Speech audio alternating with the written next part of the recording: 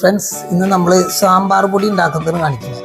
ഇതിപ്പോൾ ഞാൻ ഉണ്ടാക്കുന്നത് ഏകദേശം 1 കിലോയ്ക്കുള്ളതാണ്. എനിക്ക് 1 വർഷത്തേക്കുള്ള സാമ്പാർ പൊടിയാവും. അതിൽ നിന്ന് എടുത്തിട്ടാണ് നമ്മൾ രസം പൊടി ഉണ്ടാക്കുന്നത്.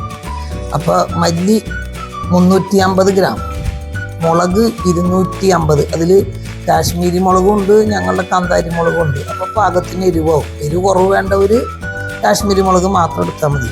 വേപ്പില 50 ഗ്രാം, പിന്നെ നമ്മുടെ കടലപ്പരിപ്പ് ഒരു 200 ഗ്രാം, ഉഴുന്ന് 60 ഗ്രാം, ഉലുവ 60 ഗ്രാം, ജീരകവും കുരുമുളകും വളരെ കുറച്ച് മതി സാമ്പാറിലേക്ക് ആയതുകൊണ്ട്. പിന്നെ മഞ്ഞൾപ്പൊടി ലേശം, ഒരു 100 ഗ്രാം കായം. ഈ കായം നമ്മൾ എണ്ണ ഒഴിച്ചിട്ട് പൊരിക്കണം.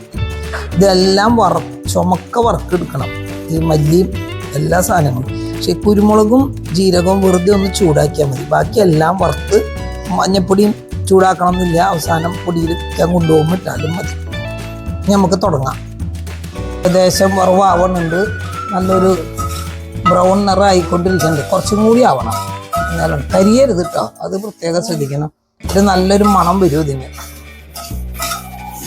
അത് നമ്മുടെ മുളകാണ് ഇടണം കേട്ടോ, ഇപ്പോഴേക്കും ആവുള്ളത്. അത് കഴിഞ്ഞ് കഴിഞ്ഞാൽ ഉലുവ, കടലപ്പരിപ്പ്, നമ്മുടെ കാശ്മീരി മുളക് വറുത്ത് വരാൻ കുറച്ച് സമയമെടുത്തു, അതാണ് ഉണ്ടായത്. ഇത് കടലപ്പരിപ്പും 2 പരിപ്പും കൂടി ഇടാം.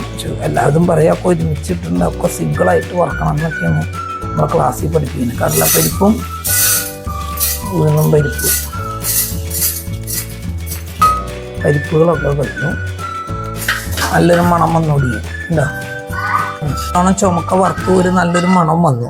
കറി വെക്കുമ്പോൾ നമ്മൾ പരിപ്പ് അധികം ഇടണ്ട, കുതിർത്താനെന്ന് പറഞ്ഞു. ഇനി നമ്മുടെ ഉലുവ വറുക്കണം. ഉലുവയുണ്ട് 60 ഗ്രാം. ഉലുവ പൊട്ടുന്ന ശബ്ദം കേട്ടാൽ അത് അതിലേക്ക് വരുന്നുണ്ടാവില്ല. ഉലുവ നല്ല ബ്രൗൺ ആയിട്ടുണ്ട്.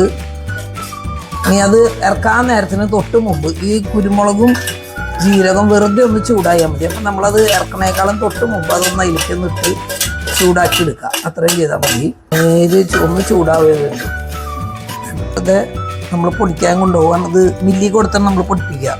അപ്പോൾ അത് അതിൻ്റെ കൂടെ ഇട്ട് പൊടിക്കാൻ കൊണ്ടുപോകാനായിട്ട്. വേപ്പിൻ്റെ ഇല ഒരു 50 ഗ്രാമാണ്. അത് വറുത്ത് കണ്ട അങ്ങനെ കണ്ട പൊടിയണം. നമുക്ക് അതായത് പൊടി കായം പൊരിക്കലാണ് ഇനി അടുത്തത്.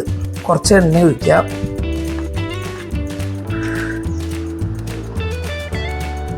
ചെറുതായിട്ട് എണ്ണ ചെല്ലണം, അതൊക്കെ ഇടുന്നവിടെ പൊരിയും. പൊടിയണ പാകമാവണം.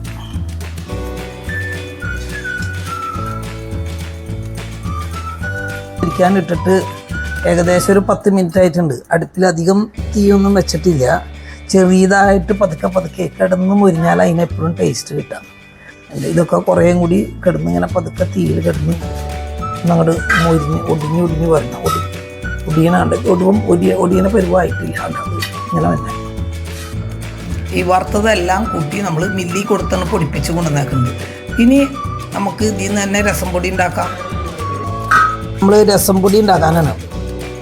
രസം പൊടി ഉണ്ടാക്കാൻ വേണ്ടിയിട്ട് നമ്മൾ സാമ്പാർ പൊടിയിൽ നിന്ന് തന്നെയാണ് രസം പൊടി ഉണ്ടാക്കുന്നത്.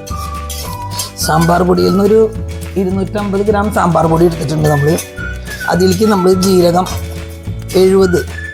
70 ഗ്രാംസും ഒരു 10 ഗ്രാം കുരുമുളകും അത് വറുത്ത് പൊടിച്ച് ആ സാമ്പാർ പൊടിയുടെ കൂടെ കൂട്ടിയാൽ മതി. ഇപ്പോൾ ജീരകത്തിൻ്റെ അളവ് കുറച്ച് കൂടിയെന്ന് വെച്ചാലും കുഴപ്പമൊന്നുമില്ല, നന്നായിരിക്കും. ജീരകമാണ് രസത്തിനുള്ള പ്രധാനപ്പെട്ട ഘടകം.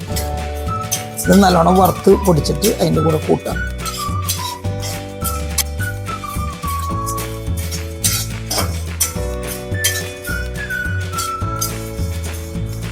ഉണ്ടാക്കി നമ്മൾ അതിൽ നിന്നൊരു 1/4 കിലോ സാമ്പാർ പൊടി എടുത്തിട്ട് നമ്മൾ അതിലേക്ക് ഒരു 70 ഗ്രാം ജീരകവും 10 ഗ്രാം കുരുമുളകും കൂടി വറുത്ത് പൊടിച്ച് അത് കൂട്ടിയതാണ്. അപ്പം നമുക്കത് രസം പൊടിയായി. അപ്പം നമുക്ക് ഒരു റെസിപ്പി കൊണ്ട് തന്നെ 2 കാര്യവും നടന്നു. 1 കിലോ സാമ്പാർ പൊടിയിൽ നിന്ന് 3/4 കിലോ സാമ്പാർ പൊടിയും 1/4 കിലോ രസം പൊടിയും ആയി. നിങ്ങളൊന്ന് ട്രൈ ചെയ്ത് നോക്ക്. 2 തിരിച്ചുണ്ടാക്കണ്ട. ജീരകം പൊടിച്ചത് ചെല്ലുമ്പോൾ തന്നെ സാമ്പാർ പൊടി രസം പൊടിക്ക് നല്ലൊരു മണമൊക്കെ വെച്ചിട്ടുണ്ട്. ചെയ്ത് നോക്കിയിട്ട് നിങ്ങളുടെ അഭിപ്രായം പറയാം കേട്ടോ.